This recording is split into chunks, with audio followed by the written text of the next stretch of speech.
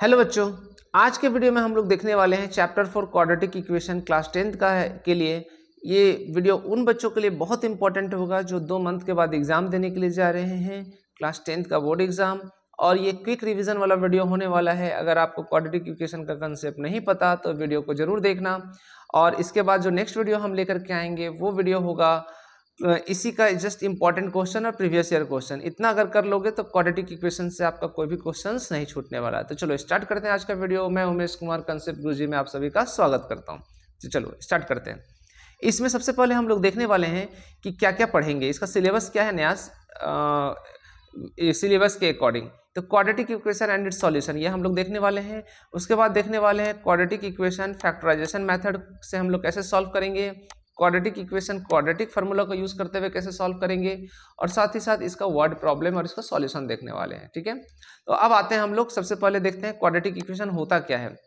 वैसा इक्वेशन जो कि जिसका हाईएस्ट पावर क्या हो, मतलब डिग्री क्या हो, 2 हो, और किस फॉर्म में हो, ax² + bx + c = 0 के फॉर्म में हो। और = 0 इसलिए लगाना जरूरी है क्योंकि यहाँ आप देख पा रहे होगे, यहाँ क्या है, इक्वेशन है। इक्वेशन जहां भी होगा तो वहां 0 होगा, जिसमें कि यहाँ पर वेरिएबल क्या है बच्चा, x है। और a b c आप जो देख पा रहे होगे वो एक रियल नंबर है। रियल नंबर मतलब कोई भी नंबर, लेकिन साथ ही साथ 0 के बराबर नहीं होना चाहिए। यहाँ पर आप एग्जाम्पल के तौर पे देखो, 2x² + 5x + 2 = 0। यहाँ हाईएस्ट पावर क्या है, 2 है। और यहाँ पर आप देख पाओगे कि यहाँ वेरिएबल क्या है, x है।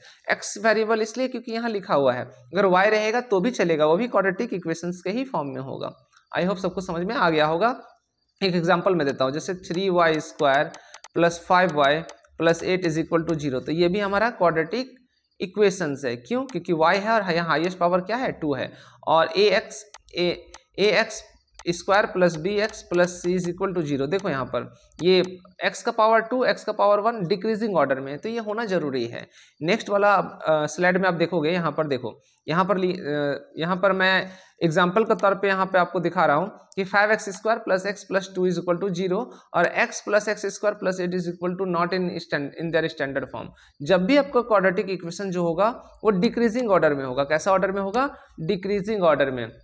और डिक्रीजिंग ऑर्डर में नहीं होगा तो वो स्टैंडर्ड फॉर्म में नहीं कहलाएगा। जैसे हम अगर बात करें x + 3x² - 2 = 0, तो ये स्टैंडर्ड फॉर्म में नहीं है, स्टैंडर्ड फॉर्म में नहीं है। इसी को अगर हम अरेंज करेंगे 3x² + x - 2 = 0, तो ये स्टैंडर्ड फॉर्म में है। किसका, क्वाड्रेटिक इक्वेशन का। ठीक है, क्वाड्रेटिक इक्वेशन का स्टैंडर्ड फॉर्म में है। आई होप सबको समझ में आ रहा होगा। तो यहाँ पर देखो, check whether the following are quadratic equation or not. तो इसको हम लोग चेक करते हैं कि ये मेरा क्वाड्रेटिक इक्वेशंस है या नहीं है। x - 1 और x + 2 ये है क्वेश्चन, x - 3 और x + 1। तो चलो इसको पहले हम लोग मल्टीप्लाई करते हैं। x² + 2x - x - 2 = x² + x - 3x - 3। कुछ इस तरह से लिख सकते हैं बच्चे हम लोग। जस्ट मल्टीप्लाई कर दिया तो x² + x - 2 और x² - 2x - 3। अब यहाँ पर x² कट गया, तो यहाँ पर देखो x - 2 और -2x - 3। इसके आगे सॉल्व करने का जरूरत नहीं है क्योंकि x² कहीं भी नजर आ रहा है आपको। अगर आप इसको सॉल्व करोगे तो क्या हो जाएगा, x + 2x और यहाँ पर -2 + 3 = 0। तो यहाँ पर देखो 3x + 1 = 0। क्या ये क्वाड्रेटिक इक्वेशन के फॉर्म में है? नहीं है। क्यों? क्योंकि यहाँ पर पावर 1 है। हाईएस्ट पावर कितना चाहिए होता है, 2। तो ये मेरा क्वाड्रेटिक इक्वेशन नहीं है। It is not in quadratic equation. ये क्वाड्रेटिक इक्वेशन नहीं है। समझ में आ रहा होगा? आई होप सबको समझ में आ रहा होगा। कोई भी डाउट होगा तो नीचे कमेंट जरूर कीजिएगा। चलिए नेक्स्ट देखते हैं, सॉल्यूशन और root of a quadratic equation. Solution या रूट किसको बोलते हैं क्वाड्रेटिक इक्वेशन का? तो देखो यहाँ पर जब भी कोई क्वाड्रेटिक इक्वेशंस होगा, ठीक है, और उस क्वाड्रेटिक इक्वेशंस का वेरिएबल में जो भी वैल्यू हम पुट करेंगे और वैल्यू पुट करने के बाद जब 0 आंसर आ जाएगा तो वही सॉल्यूशन भी कहलाएगा और वही रूट भी कहलाएगा। एक क्वाड्रेटिक इक्वेशन में टोटल कितना रूट होता है, 2 रूट होता है, जो कि हम लोगों ने पॉलिनोमियल्स में भी सेम चीज देखा था। अभी एग्जाम्पल के थ्रू आपको समझाते हैं तो ज्यादा समझ में आ जाएगा। देखिए यहाँ पर ये क्वेश्चन है, यहाँ बोल रहा है कि ये डिटरमाइन कीजिए कि ये मेरा क्वाड्रेटिक इक्वेशन है कि नहीं है, क्वाड्रेटिक इक्वेशन का सॉल्यूशन है कि नहीं। कौन सा, -1/2 और 1/3। क्योंकि ये क्वाड्रेटिक इक्वेशन है तो दो सॉल्यूशंस होगा, दो रूट होगा। तो चलो पहला देखते हैं हम लोग। क्वेश्चन है 6x² minus x minus 2 is equal to 0। जब x का वैल्यू हम क्या पुट करेंगे, x का वैल्यू 1/2 पुट करते हैं तो देखते हैं क्या आता है। 6 इंटू माइनस 1/2 का whole square minus 1/2 minus 2 is equal to 0, minus 2 is equal to 0। देखते हैं इज इक्वल टू 0 अभी लिखने की जरूरत नहीं है, बाद में लिख देना।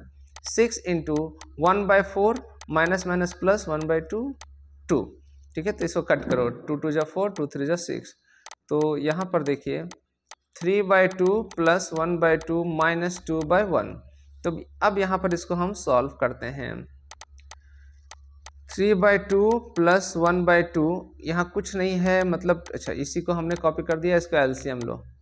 2 एलसीएम हो गया 3 प्लस 1 माइनस 2 माइनस 4। तो यहाँ देखो 3 प्लस 1 4 माइनस 4/2, तो क्या हो गया 0/2। अब 0/2 क्या हो गया बच्चा, 0/2 इज इक्वल टू 0। तो देखो इसका वैल्यू क्या आ गया, 0 आ गया। मतलब मेरा जो x is equal to minus 1/2 है वो zeros of the quadratic equation, मतलब root of the quadratic equation है, ठीक है। पहला रूट को हम क्या बोलेंगे, पहला रूट को हम अल्फा भी बोल सकते हैं। Minus 1/2 is the first root, या फिर x is equal to 1/2 is the solution of the given quadratic equations. अब चलो दूसरा देख लेते हैं। यहाँ पे x का वैल्यू अगर 1/3 पुट करते हैं तो क्या होता है, 6 इंटू 1/3 का होल स्क्वायर माइनस 1/3 माइनस 2। तो यहाँ पर देखो 6 इंटू 1/9 माइनस 1/3 माइनस 2 का 2/1। तो 3 3 जा 9, 3 2 जा 6। तो यहाँ पर देखिए 2/3 माइनस 1/3 माइनस 2/1, एलसीएम क्या हो गया 3 हो गया। 2 माइनस 1 माइनस 6 है ना, 2/3 ये 6 हो गया। अब यहाँ पर देखो 2 माइनस 1 1 माइनस 6/3, तो माइनस 5/3। ये है क्या, ये हमारा सॉल्यूशन नहीं है। कौन सॉल्यूशन है, x is equal to minus 1/2 solution है और x is equal to 1/3 solution नहीं है। क्लियर है, आई होप सबको समझ में आ रहा होगा कि किस तरह से हम लोग सॉल्यूशन निकालते हैं और किस तरह से सॉल्यूशन नहीं निकालते हैं। अब नेक्स्ट क्वेश्चन में आते हैं। Method of to find an unknown constant in the given quadratic equation. देखो किस तरह से हम लोग इसका मेथड अननोन कांस्टेंट का जो वैल्यू है कैसे फाइंड करेंगे। जैसे यहाँ पर एग्जांपल के तौर पे, आपको एग्जांपल के तौर पे ये है find the value of k। तो देखो यहाँ पर kx² plus 2x minus 3 is equal to 0, और कब, जब x का वैल्यू इज इक्वल टू 2 है तो k का वैल्यू फाइंड करना है। तो चलो यहाँ पर करते हैं, x के प्लेस में हम लोग क्या पुट कर दें, 2 पुट करते हैं, plus 2 into 2 minus 3 is equal to 0। तो k into 4 plus 4 minus 3 is equal to 0। तो देखो 4k अब प्लस 1 इज इक्वल टू 0, तो 4k is equal to minus 1, तो k is equal to minus 1/4। लो आ गया आंसर। आई होप सबको समझ में आ रहा होगा कि k का वैल्यू कैसे फाइंड करते हैं। एकदम सिंपल है, बहुत ज़्यादा सिंपल है एकदम। आप लोग दिमाग से थोड़ा सा कंसंट्रेशन के साथ देखोगे। तो यहाँ पर बोल रहा है नेक्स्ट आते हैं नेक्स्ट कंसेप्ट में, solution of a quadratic equation by factorization. Factorization method से हम लोग कैसे सॉल्व करते हैं इस चीज़ को देखते हैं, है ना। एग्जाम्पल के तौर पर यहाँ पर देखो x² माइनस 8x माइनस 20। तो ये हमारा, और इसको हमको क्या करना है, zeros of the quadratic equation या root of the quadratic equation find करना है। तो यहाँ पर देखो हम लिख लेते हैं x² minus 8x minus 20 is equal to 0। तो अब हम इसको middle term splitting factorization method से करेंगे।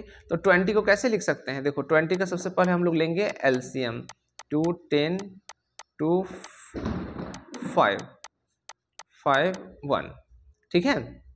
तो अब यहाँ पर 10, अब यहाँ पर हमको कुछ इस तरह से अरेंज करना है, इसको कुछ इस तरह से अरेंज करना है कि मल्टीप्लाई और डिवाइड करने, मल्टीप्लाई करने पे मेरा क्या आ जाए -20, और प्लस माइनस करने पे 8 आ जाए, है ना। तो चलो करते हैं। x², यहाँ पर हम इसको अरेंज कर सकते हैं बच्चा ऐसे, 5 इंटू 2 10 लिख सकते हैं। तो minus 10x plus 2x -20 is equal to 0। कुछ इस तरह से लिख सकते हैं कि देखो यहाँ पे मल्टीप्लाई करने पे, कांस्टेंट को मल्टीप्लाई करने पे -10 और +2 को मल्टीप्लाई करोगे -20 आ गया, और प्लस माइनस करने पे -8x आ गया। यही है मिडिल टर्म स्प्लिटिंग। ठीक है, मिडिल टर्म को हम स्प्लिट करते हैं। अब यहाँ देखो ये दोनों टर्म में कुछ कॉमन है, x कॉमन है तो x -10, और यहाँ से क्या कॉमन है +2, x -10 इज इक्वल टू 0। तो अब यहाँ पर देखो ये दोनों में कुछ कॉमन जो है उसको हम बाहर निकालते हैं। तो x -10 मेरा कॉमन है। अब x -10 हमने बाहर निकाल दिया तो क्या बच गया, x +2। तो अब यहाँ पर देखिए, अब x -10 को हम क्या करते हैं, इक्वेट करते हैं। क्या करते हैं बच्चा, इक्वेट करते हैं। तो x का वैल्यू क्या आ गया, 10 आ गया। पहला जो हमारा इक्वेशन है, zeros of the equation x is equal to 10, और दूसरा x +2 इज इक्वल टू 0, तो x इज इक्वल टू -2। तो दूसरा हमारा जो जीरोस है वो क्या आ गया, x का वैल्यू -2। आप इसको चेक कर सकते हैं, x का वैल्यू पुट करके यहाँ पर देख सकते हो, डेफिनेटली आपका आंसर क्या आएगा, 0। और x का वैल्यू यहाँ 10 पुट करके देख सकते हो, डेफिनेटली आपका आंसर क्या आएगा, 0 आएगा। आई होप सबको समझ में आ रहा होगा। नेक्स्ट क्वेश्चन में आते हैं। अब देखो नेक्स्ट क्वेश्चन जो है, मीन्स नेक्स्ट कंसेप्ट जो है वो क्वाड्रेटिक इक्वेशन को हमको सॉल्व करना है। किससे, by quadratic formula, by quadratic formula. इसको हम लोग सिद्धाचार्य फार्मूला भी बोलते हैं। क्या बोलते हैं, सिद्धाचार्य फार्मूला। तो यहाँ पर आप देखोगे, यहाँ पर जो हमारा यहाँ पर फार्मूला है सिद्धाचार्य फार्मूला, वो होता है x is equal to -b plus minus √b² -4ac by 2a। ठीक है, और जो यहाँ पर b² -4ac है, यहाँ पर देखोगे जो b² -4ac है, इसको हम लोग डिस्क्रिमिनेंट बोलते हैं, जिसको d के नाम से जानते हैं, b² -4ac। ठीक है, तो जस्ट इसी फार्मूला का यूज करेंगे। अगर आप ये फार्मूला समझ जाओगे तो कोई भी आपको फैक्टराइजेशन, मिडिल टर्म स्प्लिटिंग वगैरह करने का जरूरत नहीं है। चलिए आगे देखते हैं। जैसे यहाँ पर ये हमारा क्वेश्चन है ना, इस क्वेश्चन को हमको क्वाड्रेटिक फार्मूला से सॉल्व करना है। तो चलो देखते हैं क्वाड्रेटिक फार्मूला से कैसे सॉल्व करेंगे। यहाँ क्वेश्चन लिख लेते हैं, 12x² + 5x - 3 is equal to 0।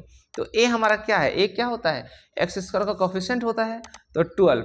b हमारा क्या है, b है 5, और c क्या है -3। तो क्वाड्रेटिक फार्मूला क्या होता है, x is equal to -b plus minus √b² -4ac by 2a, यही होता है बच्चा। तो अब हम इसको पुट करते हैं, x का माइनस b का वैल्यू क्या है, b के प्लेस में b का वैल्यू पुट करेंगे 5, प्लस माइनस b² मतलब 5 का स्क्वायर -4, a क्या है हमारा 12, c क्या है -3 बाय 2, a हमारा कितना है 12 है।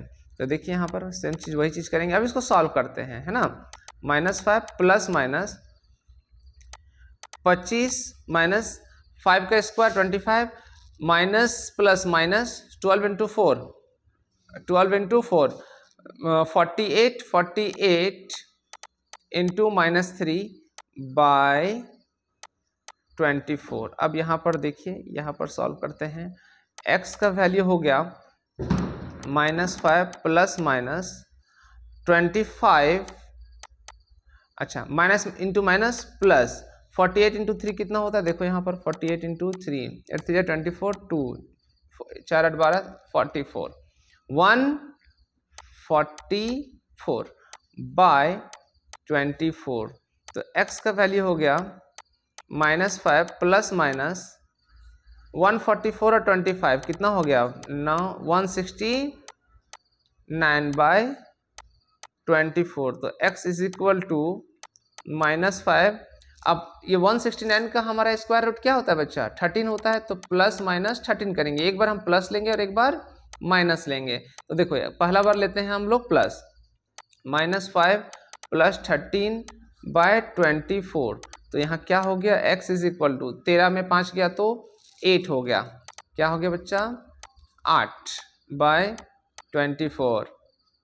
ठीक है, तब इसको सॉल्व करो, देखो तो x का वैल्यू क्या हो गया 1/3। लीजिए पहला हमारा वैल्यू आ गया क्वाड्रेटिक फार्मूला के टर्म्स में। अब दूसरा हम इसको क्या करेंगे, माइनस के टर्म्स में लेंगे। किसके टर्म्स में लेंगे, माइनस के टर्म्स में।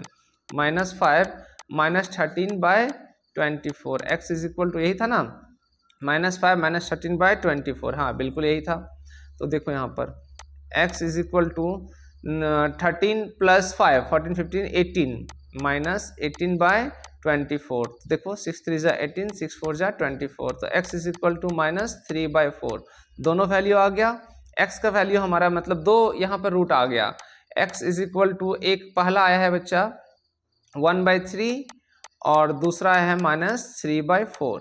अब जब आप x का वैल्यू 1/3 पुट करोगे गिवन इक्वेशंस में, तो ओवरऑल आंसर क्या आ जाएगा 0, और x का वैल्यू -3/4 पुट करोगे तो भी आंसर आपका क्या आ जाएगा 0। तो ये हमारा 2 सॉल्यूशंस हो गया। अब आते हैं रिलेशनशिप, डिस्क्रिमिनेंट का रिलेशनशिप्स, नेचर ऑफ रूट का रिलेशनशिप्स यहाँ पे बताएगा। तो चलिए पहला केस में देखो यहाँ पर d is equal to b² - 4ac।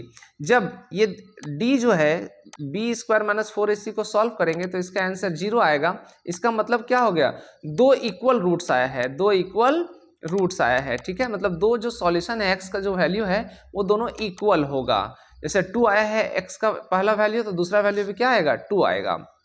Case 2 में देखिए, केस 2 में जो d is equal to b² - 4ac, ये जो d का वैल्यू जो है वो ग्रेटर होगा 0 से। मान लो d का वैल्यू 2 3 4 0 से बड़ा होगा तो 2 अलग अलग रूट आएगा, 2 डिफरेंट रूट आएगा।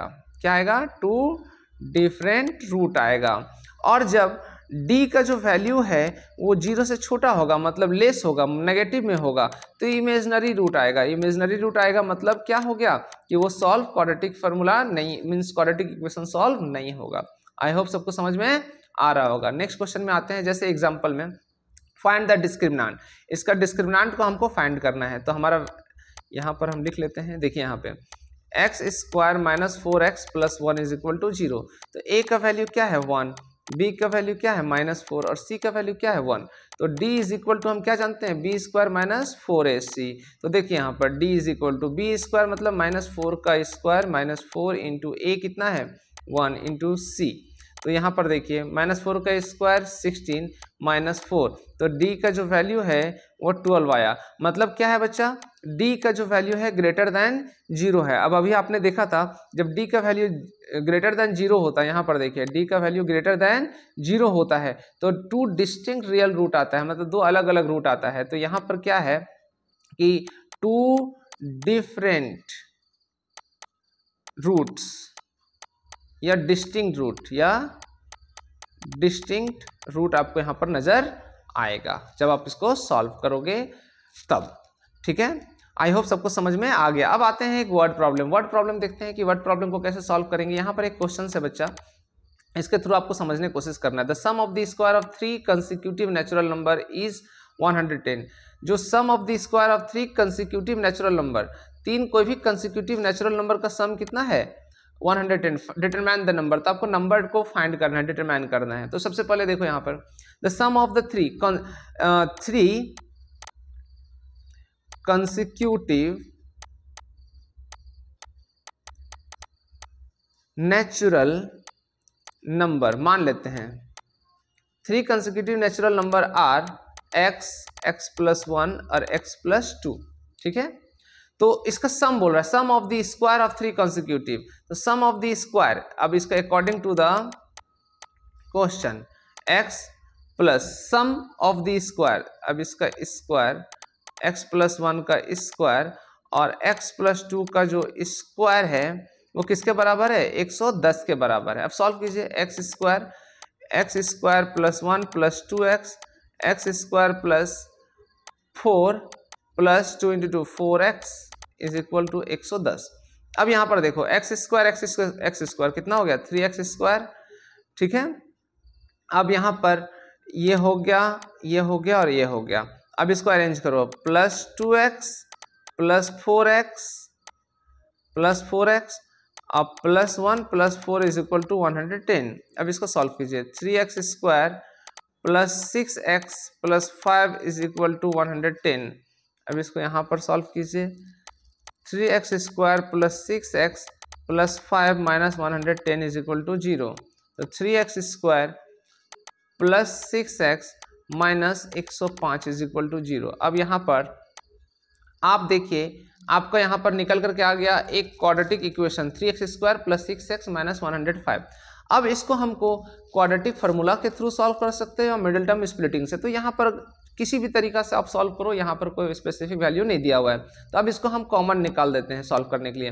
3 कॉमन निकाल देते हैं, एक्स स्क्वायर प्लस 2 माइनस 3 3 जा 9 और 9 3 5 जा 15 इज इक्वल टू 0। तो यहाँ देखिए अगर हम 3 को राइट हैंड साइड ट्रांसपोज करेंगे तो क्या हो जाएगा, 3x square plus 2 minus 35 is equal to 0/3। तो x square plus 2 minus 35 minus 2x है यहाँ, minus 2x is equal to 0। तो यहाँ पर देखो ये जो है अब हम इसको भी सॉल्व कर सकते हैं, क्योंकि इसको हम ये जो हमारा टर्म है इसको हमने छोटा कर दिया। अब इसको हम सॉल्व करते हैं। देखिए एक्स स्क्वायर क्या था हमारा, एक्स स्क्वायर माइनस 2x और plus 2x minus 35 is equal to 0। Solve करते हैं। चलिए क्वाड्रेटिक फार्मूला सॉल्व करते हैं। a is equal to 1, b is equal to 2 और c is equal to minus 35। तो x इज इक्वल टू क्या होता है, minus b plus minus root under b square minus 4ac by 2a, 2 into 1। चलिए x is equal to 2a है, यहाँ 2a लिख दीजिए। अब b के प्लेस है 2 को पुट करते हैं, तो x का minus 2 plus minus root under b square मतलब 2 का स्क्वायर 4 माइनस 4 इंटू ए हमारा कितना है 1 और c कितना है माइनस 35 बाय 2, a कितना है हमारा 1 है। तो x is equal to minus 2 plus minus 4 minus into minus plus 140, हाँ 140 35 इंटू 4 कीजिए, 40 आ गया बाय 2, ठीक है। तो x is equal to minus 2 plus minus 144 by 2। अब इसको थोड़ा सा मैं कट कर दे रहा हूँ, ठीक है। चलिए अब इसको सॉल्व करते हैं। x is equal to minus 2 plus minus ये 144 बाय 2, फिर से वही चीज़ मैं लिख दिया, कोई बात नहीं। x is equal to minus 2 अब प्लस माइनस 12 बाय 2, ठीक है। अब पहला बार में हम क्या लेते हैं, प्लस ले लेते हैं, माइनस 2 प्लस 12 बाय 2। तो यहाँ पर सॉल्व करेंगे आप तो 12 में 2 गया तो 10 बाय 2 कैंसिल कर दो। तो x का वैल्यू क्या आ गया, 5 आ गया बच्चा। पहला आंसर x का वैल्यू 5, दूसरा हम नेगेटिव वैल्यू लेते हैं, minus 2 minus 12 is equal to 2। तो x is equal to minus 14 by 2। तो देखिए x का वैल्यू मेरा क्या आ गया, x का वैल्यू आ गया मेरा माइनस 7, ठीक है। लेकिन यहाँ नेचुरल नंबर का बात बोल रहा है, तो x का वैल्यू माइनस 7 होगा क्या, नहीं होगा। क्यों, क्योंकि मेरा 7 जो है माइनस 7 जो है नेचुरल नंबर नहीं है। तो कौन सा वैल्यू लेंगे हम यहाँ पे, x का वैल्यू 5। तो हमारा जो नंबर है वो क्या है, x इज इक्वल टू 5। तो दूसरा नंबर क्या, x प्लस 1 मतलब 5 प्लस 1 6, और तीसरा नंबर क्या, x plus 2 is equal to क्या है 7। अब इसको आप पुट करके देख सकते हो। यहाँ पर देखो हमने लिया था ना x प्लस 1 और x प्लस 2 लिया था। अगर जब आप इसको सॉल्व करोगे तो 110 का आंसर आ जाएगा। चलिए एक बार चेक करके दिखा देता हूँ। जैसे हमारा था x का स्क्वायर प्लस x प्लस 1 का स्क्वायर प्लस x प्लस 2 का स्क्वायर इज इक्वल टू 110 था। तो x का वैल्यू हम 5 पुट करते हैं। पहले देखो 5 पुट करते हैं, 5 का स्क्वायर प्लस 6 का स्क्वायर प्लस 7 का स्क्वायर, 110 आना चाहिए। देखते हैं 25 प्लस 36 प्लस 49, देखते हैं 25 36 और 49, 15 प्लस 5 0 22, 2 कैरी 4 7 8 9 10 11, 110 आ गया। मतलब हमारा आंसर जो है ये 5 6 7 ये एकदम एक्यूरेट आया है। आई होप सबको समझ में आ गया होगा कि किस तरह से वर्ड प्रॉब्लम को हम लोग सॉल्व करते हैं। ये इसी तरह का वीडियो हर एक चैप्टर में आपके लिए आएगा, पहला बेसिक और दूसरा क्वेश्चंस वाला वीडियो, जो कि बहुत इंपॉर्टेंट होगा। पिछला 3 चैप्टर का हम बना चुके हैं, अपलोड हो चुका है। नेक्स्ट वीडियो में आपके लिए इसका इम्पोर्टेंट क्वेश्चंस आएगा, PYQ आएगा। अगर वीडियो आपके लिए बहुत फ्रूटफुल रहा होगा या जरा सा भी आपको आपका डाउट को क्लियर किया होगा, तो वीडियो को लाइक सब्सक्राइब और शेयर भी कर देना और बेल नोटिफिकेशन भी दबा देना, जिससे कि आपका नेक्स्ट वीडियो का नोटिफिकेशन आपके मोबाइल तक पहुंच जाएगा। तब तक के लिए thank you, bye bye, take care.